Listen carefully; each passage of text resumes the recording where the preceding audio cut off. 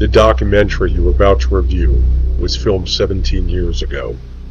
The incidents covered in it came from all over the globe, with an alarming amount of corroboration in details similar to other witness testimony from many other documentaries on this channel.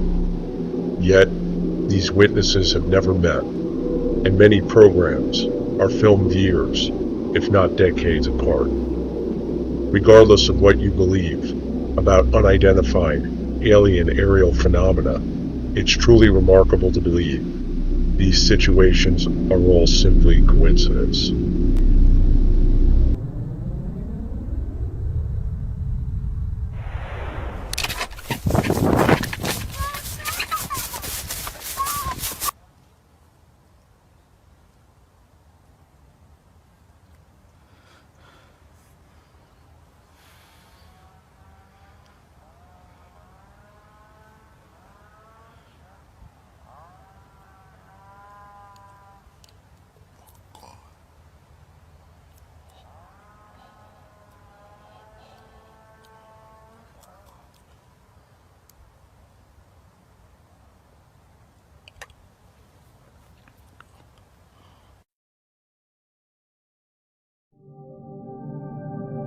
In the darkness of the night, we look out.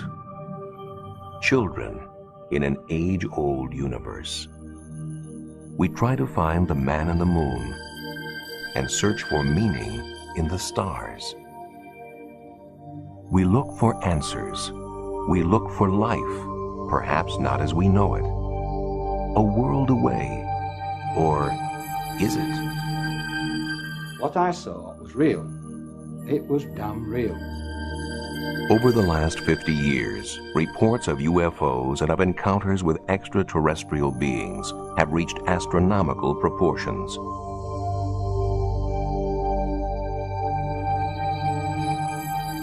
Can these reports be explained as hoaxes? It was quite easy to reproduce these pictures. As natural phenomena? Are secret military craft being confused with UFOs?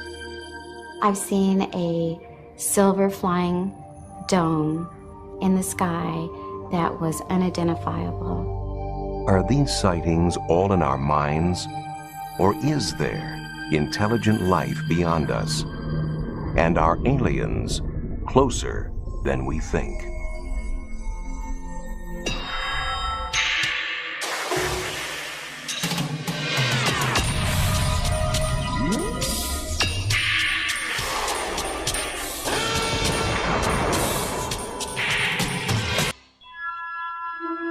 We have long been intrigued by the notion of life on other planets, and our popular culture has been filled with images of UFOs for decades.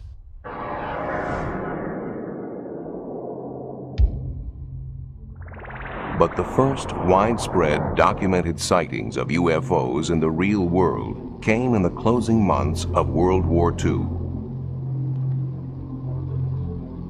The sightings we saw were, I think, were in about in the 44, in November or December then. We'd see these balls of light that would fly off the wings of our airplane. The one I saw was like a white light. A lot of the other people reporting in it saw red lights, and some of them would see some green lights, and some of them reported that they would try to chase one while they never could catch it. We would turn into it, and it would turn with us. And we'd turn away from it, and it would still turn with us. And I put my gun sights on, trying to get on it, but I never could. We flew the British Mosquito, which was capable of 450 knots, and we opened it up a number of times and tried to close with it, and we never came anywhere close to it. The pilots dubbed these unidentified flying objects Foo Fighters, but still don't know if they were German secret weapons, optical illusions, or something else entirely. I think the book is open on whether it was imagination, hallucination, or really extraterrestrial or German ground control object, but I haven't seen anything in 50 years that change the perception of what they were other than unidentified flying objects.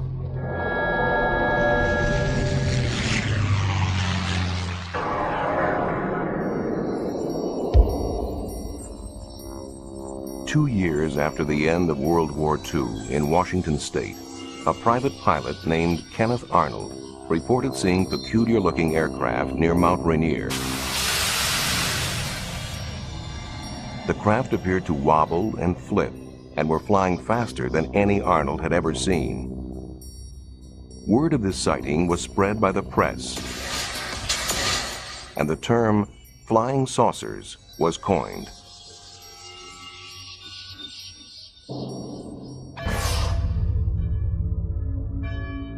Although life in post-war America seemed tranquil enough, such reports of unidentified flying objects began to multiply.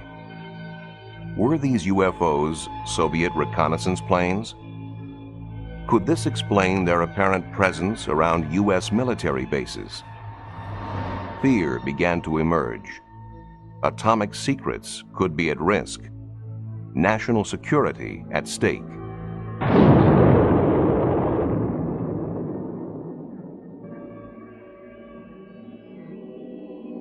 Given their potential significance, UFO reports and rare films from witnesses did not go to the police or scientists. Rather, for 22 years, they were collected as part of Project Blue Book for Air Force investigation. The head of the project explained why. First of all, to try to determine if the UFO phenomena presents a threat to the security of the United States. And second, to determine if the UFO phenomena exhibits any technological advances which could be channeled into research and development. Finally, in 1969, the files were closed. The Air Force conclusion? No threat and poor data. They looked at 3,201 sightings. They categorized every single one. They did a quality evaluation of every single one. And what they found was 21% of the 3,201 cases that they examined had to be listed as unknowns, completely separate and distinct from the 10% that were listed as insufficient information. They found that the better the quality of the sighting, the more likely to be an unknown. And yet, what did the Secretary of the Air Force say to the public? He said that on the basis of this report, we believe that no objects such as those popularly described as flying saucers have overflown the United States. Still, many remained unconvinced by the official government findings, and their disbelief seemed to find support for a time in 1987. It was then that British researcher Tim Good laid his hands on a briefing document which was addressed to President-elect Dwight D. Eisenhower and dated November 1952. The papers appear to reveal the U.S. government's clandestine recovery of aliens after the 1947 crash of an airborne object in New Mexico. Those in charge of the recovery were called the Majestic 12. According to this document, a local rancher reported finding a flying saucer that had crashed 75 miles northwest of Roswell Army Airfield. During the recovery, 4 dead aliens were supposedly found. Their remains were allegedly removed and sent to several different locations to be analyzed. There was no question that the importance of these documents was monumental. I mean, nothing like it before had surfaced. It's dynamite. Proves there are flying saucers, alien visitors, the whole business. The implication is, 1, Earth is being visited by extraterrestrial spacecraft. 2, the government has known not only that that is true in the abstract, but has had pieces of wreckage and bodies of extraterrestrials since at least 1947. But not everyone was as sure. Within about 10 minutes of seeing the documents, based upon my research into UFO documents up to that time, I knew these things weren't real. Among the documents Tim Good received was a memorandum from President Truman to his Secretary of Defense Critics claim that his signature is identical to that on another document, a problem for document analysts. Now, anyone familiar with forensic document analysis knows that a person signing their name never signs it twice in the exact same way. And that suggested to us that the signature from the later genuine non-UFO document was cut out by the forger and pasted onto this false executive order to lend an air of authenticity to it.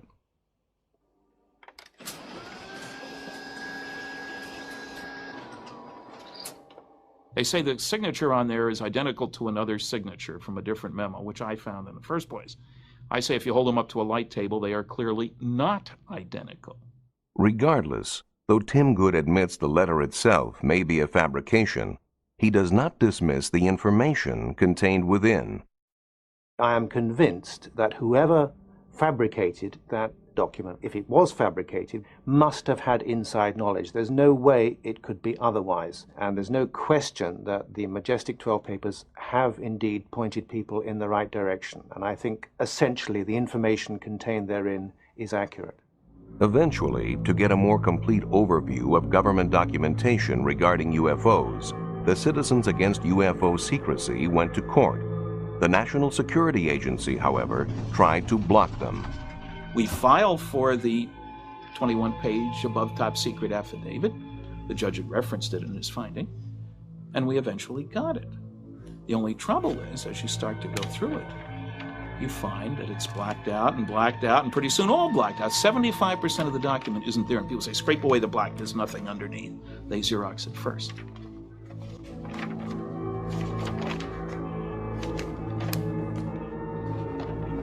The cover-up alone is proven by the released documents, released by agencies such as the FBI, who denied any involvement in UFO research until the Freedom of Information Act showed that they'd been lying. They released 1,100 pages of documents. CIA denied any interest in the subject. Suddenly we have now, I would think, thousands of pages of UFO-related information dating back to the 1940s, which quite clearly indicates that there has been a cover-up. Certainly, the private Center for UFO Studies thinks there is validity to UFO work. Over 100,000 cases are archived there. I am convinced by over 20 years of work in this field that there is a mysterious phenomenon occurring that is being neglected by science, not by the public, but by science. And it's to science's detriment that it's doing so. Still, in other parts of the world, some scientific studies are being done on UFOs.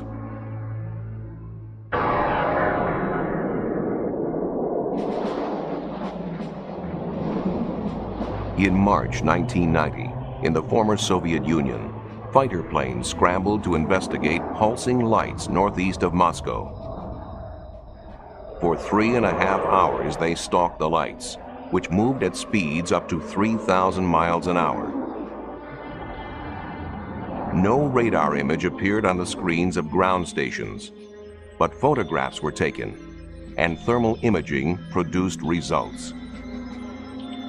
For the Chief of Air Defense Forces, these secret results were proof enough of UFOs. Though journalists are asking if there are other sightings, these 1990 cases were only one supported by evidence.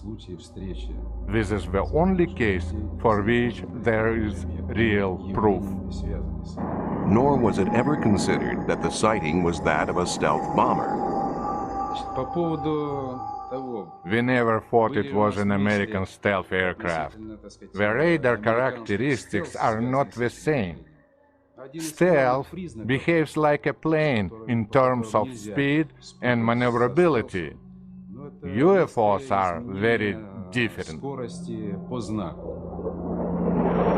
The unwritten rule: do not fire on UFOs.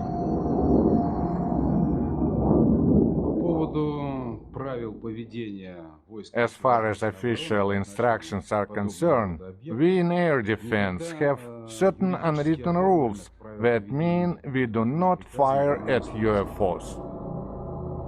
From 1977 on, an official Soviet Ministry of Defense study has collected hundreds of reports of UFOs, reportedly to gain alien technology for military use.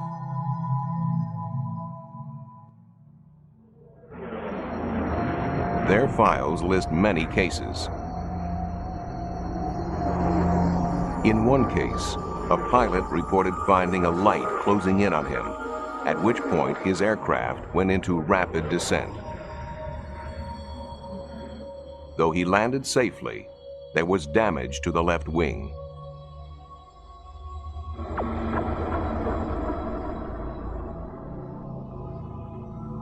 Never before seen in the West, this amateur footage purports to show a UFO over the parliament in Vilnius, capital of Lithuania.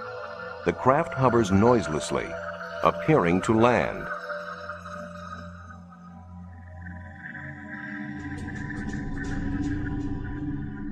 At dawn the next morning, local militia videotaped this nearby.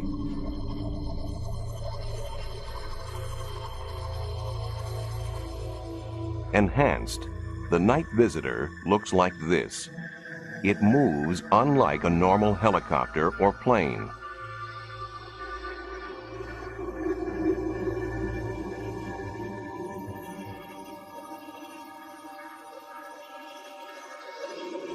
In another Soviet incident, hundreds of people thought they saw a giant UFO over the city of Petrozavodsk in northwest Russia in 1977. But studies established that it was the burning booster of a secretly launched satellite. Still, at the Soviet Academy of Sciences, such phenomena are considered worthy of serious inquiry. In addition to the country's military study, this governing body for academic research coordinates a countrywide collection of information for scientific analysis.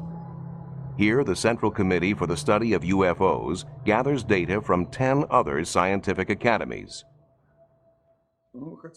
I would like to say a few words about our methods. For some sightings, we carry out investigations in the field. A sighting here has resulted in 12 years of research.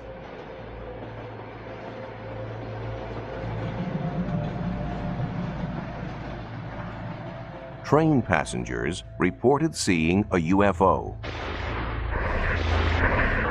a metallic craft that landed nearby. Biologist Yuri Simyakov believes there have been permanent changes to the scene. We believe this could have been a landing site.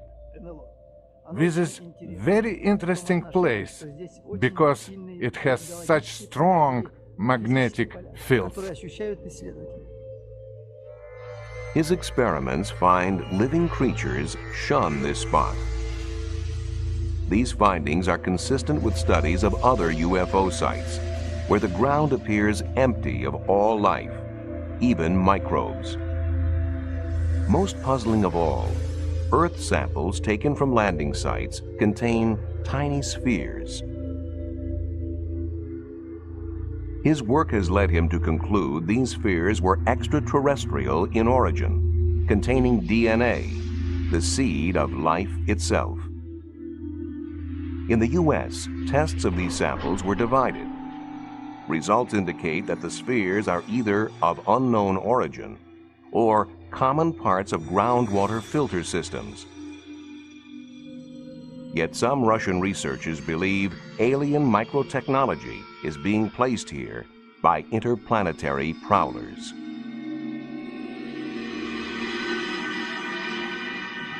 Given worldwide interest, researchers have attempted to classify reports of UFO sightings and encounters with extraterrestrials. When an unidentified flying object is seen, but nothing more, it is labeled a close encounter of the first kind. Where traces are left, it becomes the second kind. Then there are close encounters of the third kind, where people report observing aliens. In close encounters of the fourth kind, the witness actually interacts with the aliens. In November 1980, in Tudmorton, England, an experienced police officer, Alan Godfrey, was on night patrol when he saw an object he could not identify. I was on a 10-6 night duty, so I decided that I would go up to this local council estate. As I was about to turn, I saw another 500 yards up the road this object.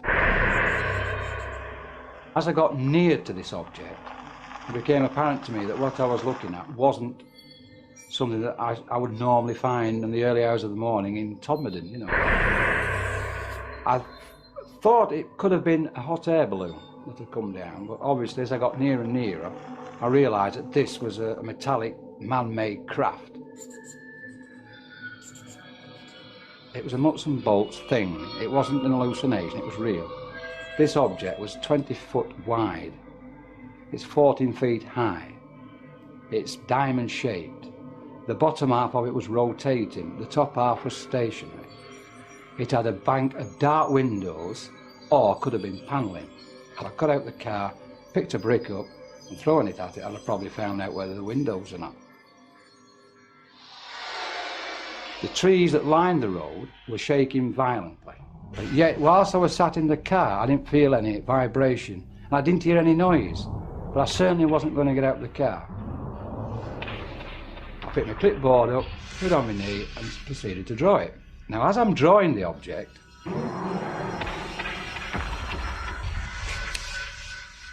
I'm suddenly at the other side of it driving a police car.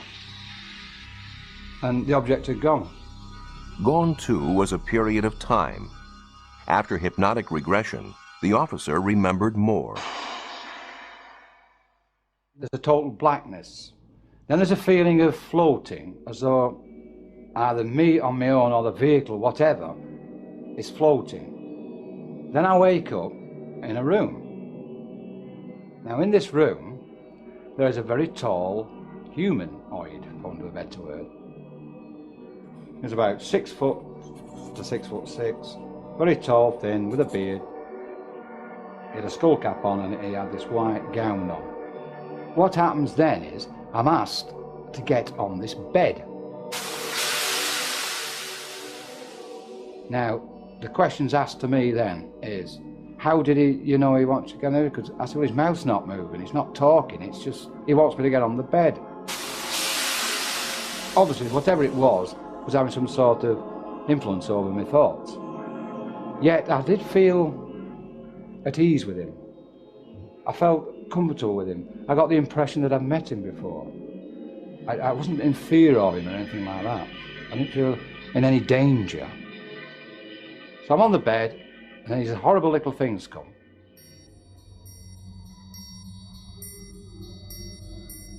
They are a lamp-shaped head with black, dark eyes. That's the best way I can describe them. And there was about 7 or 8 of them.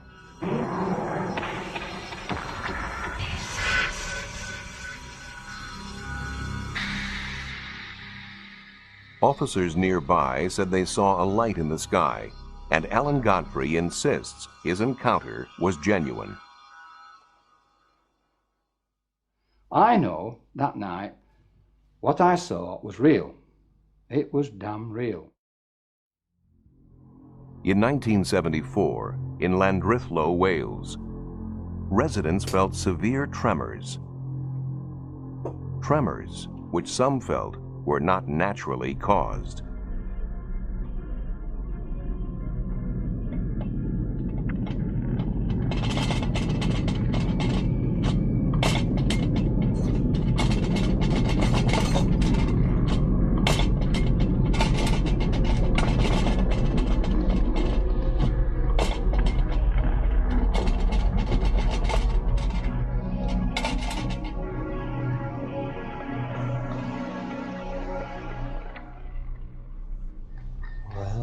idea what had happened. I don't think it was an earthquake somehow. You know, I still think it wasn't an earthquake. John Roberts wasn't the only one shaken that day. Hugh Edwards thought he saw a flying saucer. I saw this object come in along the mountain with the size of a bus, really. It's right in the middle, on two ends. Came across the mountain towards the road there. As it went over there, it dipped, and I thought it was going to crash. It dipped out of sight into the valley. Well, I'd heard so much about flying saucers, and I thought, well, this is it. And the only sound I heard of it like a shh going through the air. I was very surprised to see it, really.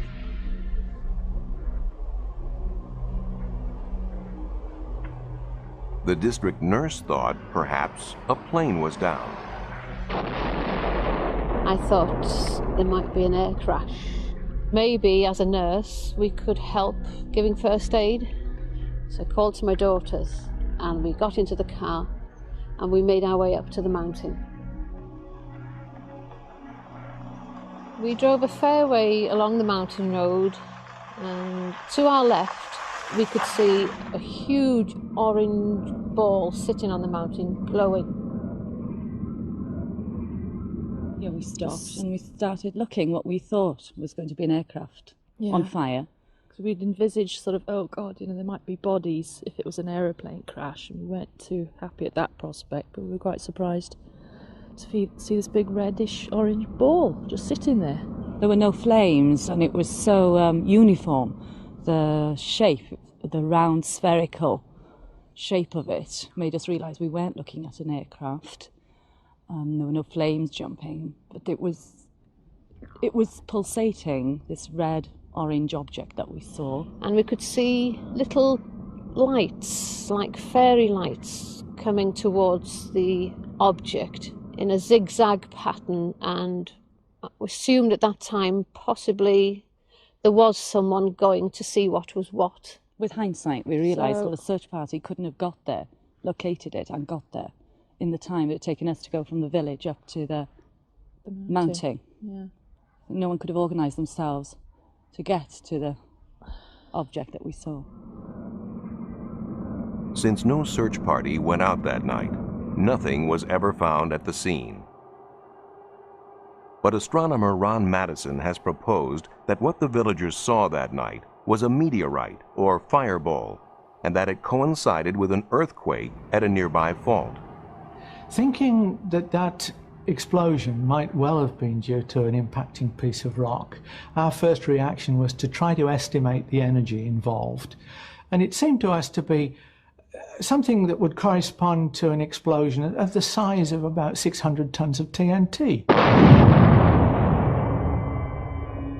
We got letters from as far apart as Penzance and Northern Ireland and Derby, all reporting seeing a bright light, maybe comparable with a half moon in brilliance, moving across the sky at the speed of an aircraft but with no sound, and trailing smoke, just like you would expect something on fire to be crashing.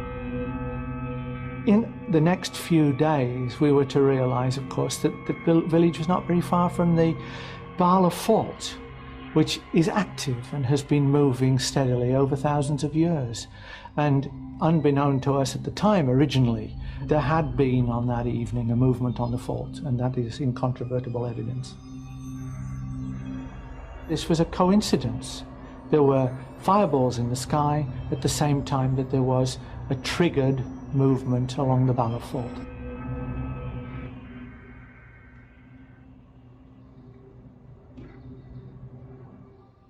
Another highly publicized British sighting proved equally attributable to natural causes, but not before many believed that they too had seen a UFO.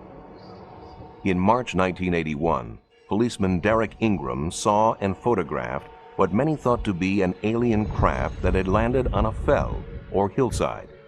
I was in the kitchen of the police house at Cracow. I looked out across the fell, with the kitchen window backs onto the fell, and I saw a very intense bright light, a big band of light, on the rock face of the fell. I watched the light for maybe 10 minutes, and I thought it was worth taking a photograph of it. It was unusual. I actually drove up onto the hill and walked across the fell to try and find something on there. Maybe something had been dropped or something had happened. There was nothing up there. I couldn't find anything at all that would explain the lights. The faithful saw a finned craft with 3 lights, and as the press had a field day, researchers tried to identify the visitors. After the photographs had been taken, the negatives were given to the Yorkshire UFO Society, who spent 2 years investigating the case. They sent the negatives to Ground Saucer Watch in America and to a very well-known German UFO photographic analyst. Neither groups of people could come up with a satisfactory explanation, and in fact Ground Saucer Watch actually said snow was the best possibility for it. In 1983, the Yorkshire UFO Society went public with the case and actually claimed that it was the best evidence yet for a structured craft being sighted in the British Isles. The investigation continued, and in 1987 we'd almost given up hope of ever finding out what caused it, and I was on a weekend trip in the Dales with my wife and son and decided to stop and show them Cracoe Fell. And lo and behold, what should be staring back at me from the cliff face but the Cracoe UFO. What they found was certainly a surprise. Right, we're about 1,100 feet up a Yorkshire cliff, and this is the Cracoe UFO. Might not look like much from close up, but you can actually see the 3 balls of light on the photograph. They're created there, there and there by a complicated illusion, a mixture in fact, of white lichen, green lichen, the Yorkshire Gritstone rock which contains quartz crystals, and the rainwater.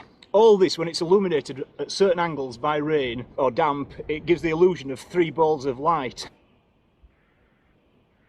Some days it can be very bright, some days it can be very dull. On the day in particular when Derek Ingram saw it, it was amazingly bright, and that's what created the feeling in him that he'd actually seen something totally unusual, even though he'd actually looked out of his window probably every day for the previous 2 years and not seen it. Though some sightings can clearly be explained by natural phenomena, UFOs continue to have a grip on the public's imagination that is not easily loosened. And there's no shortage of pranksters to capitalize on this fascination.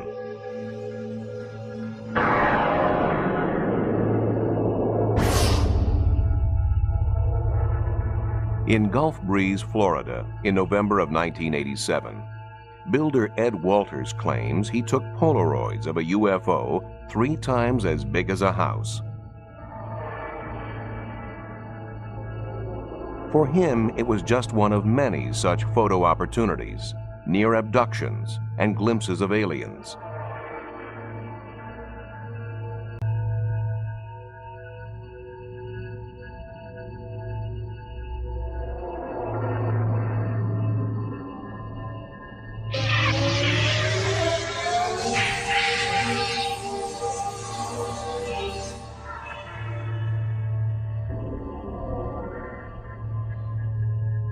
Photographs such as these are not difficult to fake with a little know-how, a styrofoam model, and the right camera.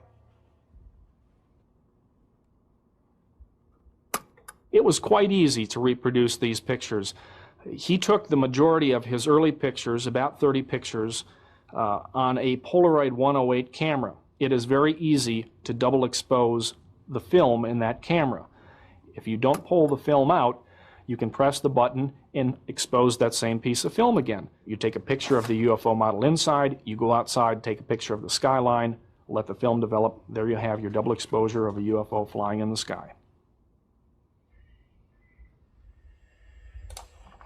Still, Walters has his disciples, and photoanalyst Bruce Maccabee is one of them. A government research physicist, Maccabee is a believer in UFOs and is the author of many scientific papers on them. I have analyzed all the films and videos that have been taken by Ed Walters. I have studied most of the videos, I guess, that have been taken by other people down there. And it's just sitting there. As far as Ed's pictures and videos are concerned, it's my opinion that they are real. I've analyzed these very carefully, taking into account all the criticisms that have been leveled against them, and have found reasons to reject the criticisms.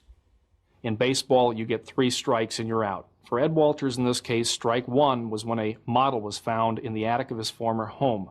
Strike 2 was when a young man named Tommy Smith came forward and claimed that he was an eyewitness to Ed Walters creating double-exposed UFO pictures. Strike 3 was when we went out and did photo experiments and were able to replicate many of these photos, especially the difficult photos like the UFO hovering over the road. So my conclusion is 3 strikes and you're out.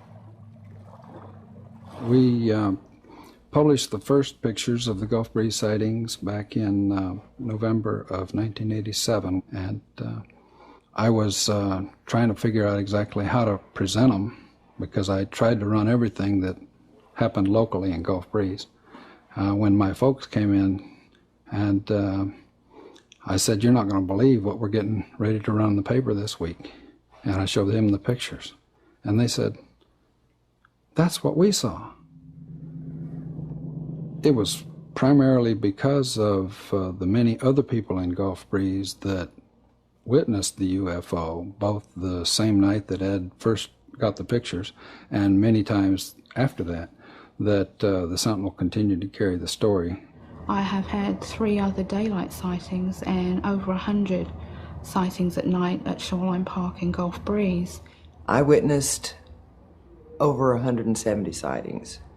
These were red lights, red and white lights over and around Gulf Breeze, Florida. I've seen a silver flying dome in the sky that was unidentifiable. Never seen anything like that before, and it was unexplainable. But just across the bay from Gulf Breeze is the Pensacola Naval Air Base. One explanation that occurs to locals is that some of the sightings are illegal pranks by naval personnel at the base.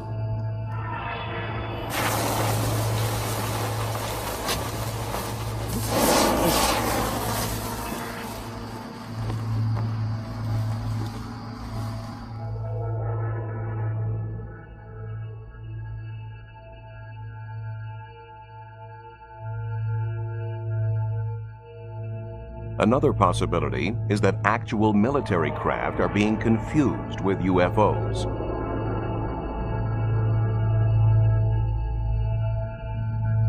For instance, would most people recognize UAVs, uninhabited aerial vehicles, designed for stealthy reconnaissance and secret observation?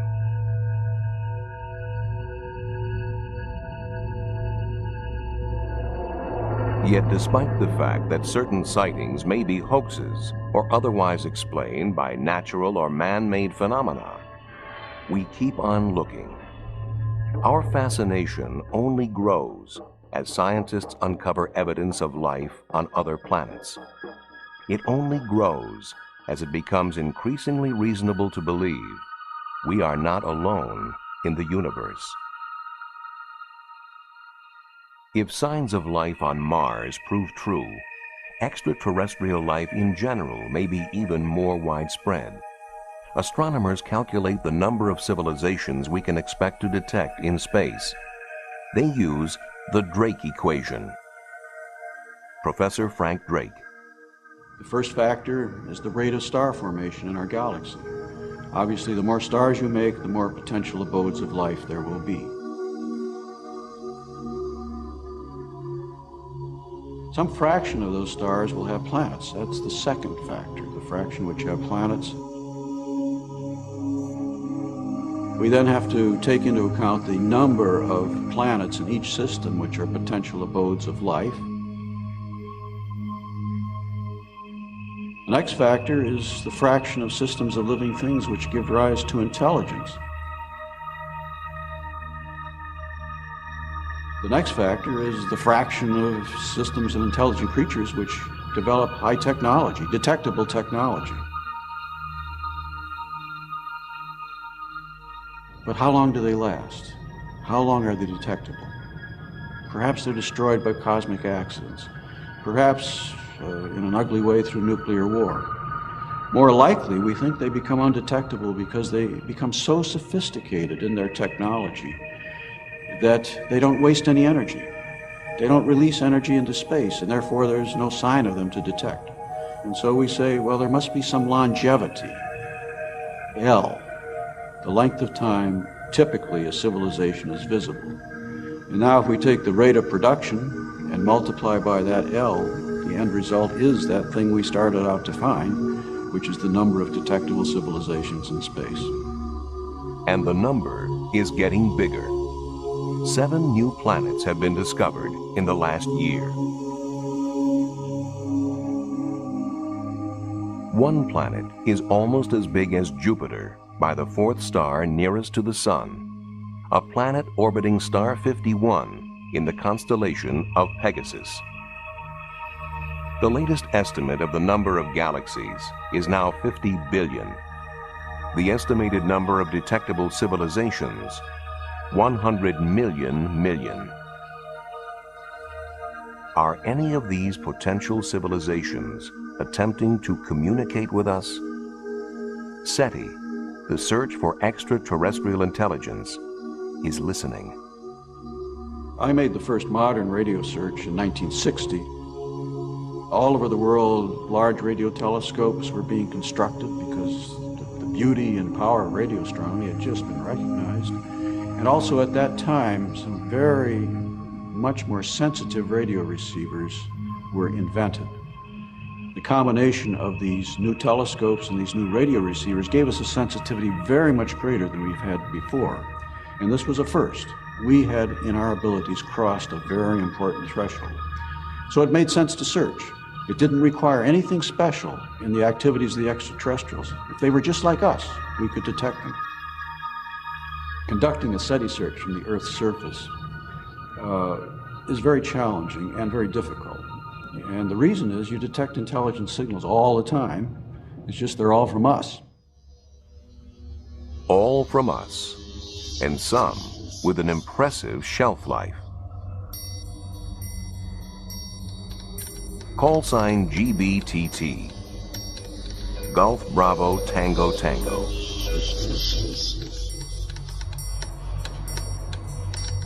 Over 30 years after it was first sent, a coded wartime signal intended for the Queen Mary was received by its successor, the QE-2. The QE-2 uses the same call sign. The signal came in, it was addressed to Golf Bravo Tango Tango, which is the call sign of the QE-2, but it was signal letters of the Queen Mary. And the radio officer who received the signal recognized the Golf Bravo Tango Tango and thought it was for this ship. But in reality, when he received it, he realized it was a wartime signal, which had obviously been bouncing around in space for 30-odd years. Sent to the Queen Mary in the 40s, the signal arrived in February 1978. Was it bouncing through space, as Captain Arnott suggested? Or somehow intercepted and sent by someone or something we have yet to identify? Have we ever detected an intelligent signal from another world? Jerry Amon may have. Straight from a fixed source near the center of the galaxy to Ohio State University's Big Ear Radio Telescope, a telescope larger than 3 football fields.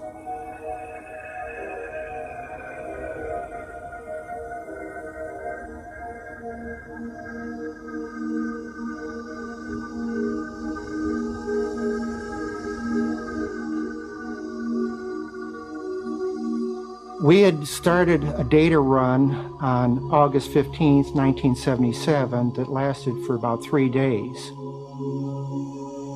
As I was looking through the printout, I was recording and marking all of those signals that were unusually strong, and I came across one that was stronger than I'd ever seen before by many times. And I was so astonished that I wrote the word "wow!" exclamation point over in the margin without even thinking.